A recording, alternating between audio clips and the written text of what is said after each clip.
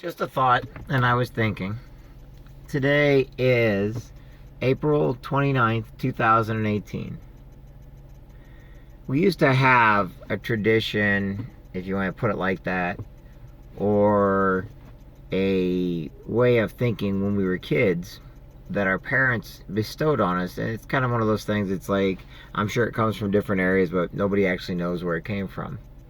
But we're always taught that we have a guardian angel on our shoulder, but we also have a devil on the other shoulder. Now, this goes back for thousands of years. And if you just need to go back a couple years, you go all the way back to the Looney Tunes and, cartoons like that, where there was always a devil and there was always an angel. And you got to ask yourself, where could they have thought of an idea like that? Since ideas come from the past, ideas come from other cultures, ideas come from.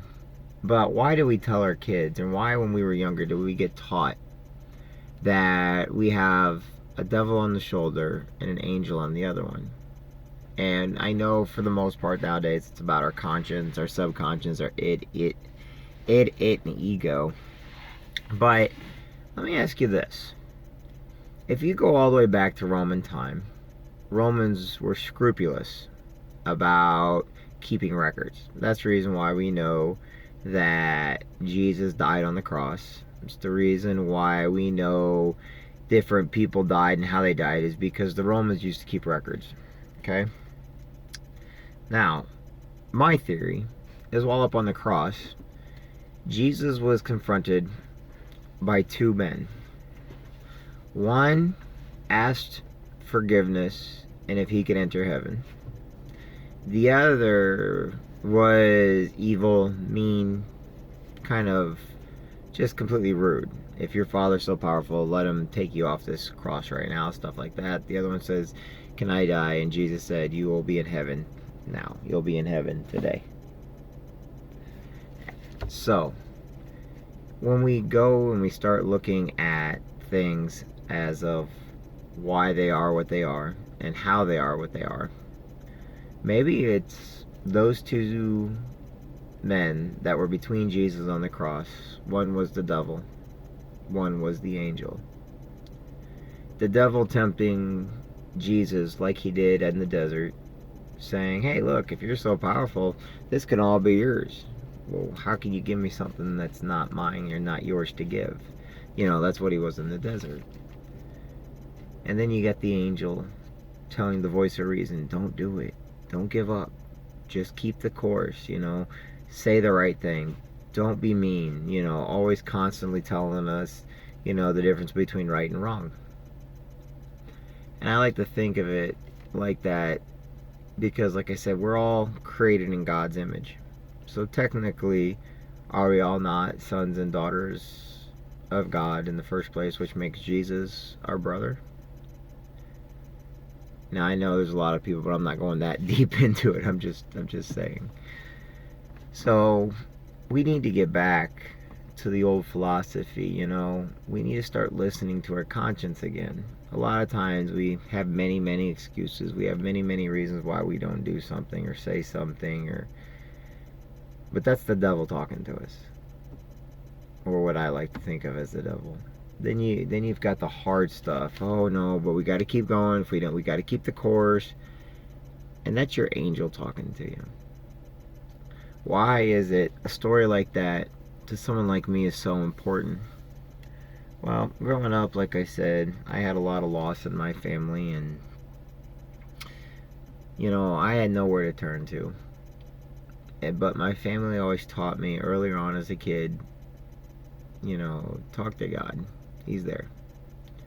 God can be any way you want to think him to be. There's no rules on who God is.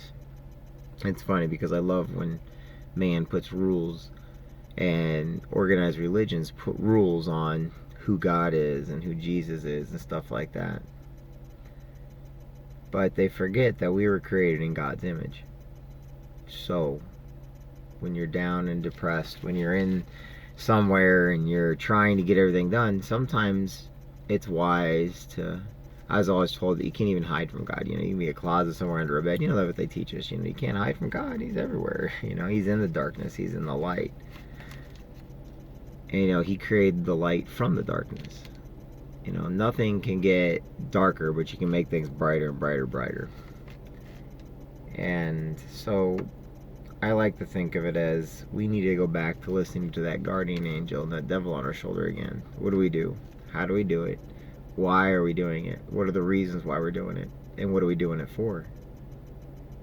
And I think that makes all the difference in the world.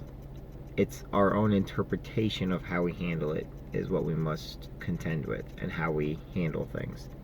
It's our interpretation of what is said and done. And you know, some people don't want to listen. Some people listen, but they think it's too late. It's never too late. Even Constantine on his deathbed, you know, became a Christian. But it's not always about becoming a Christian either. We put this belief that if we have a title, that it's more important. I think what's most important is that we believe what we believe for the reasons we need to believe. No rules. We're all different. We all come from different backgrounds, different places. We can argue about anything at any time. Sometimes it's nice just to know that we're loved and that we are created for a reason, and that if you actually look at the circle of life and who we are and how we got here, that we're a miracle. Yet we want to deny others that same opportunity, that same privilege. Just food for thought today. Have a great day, everybody.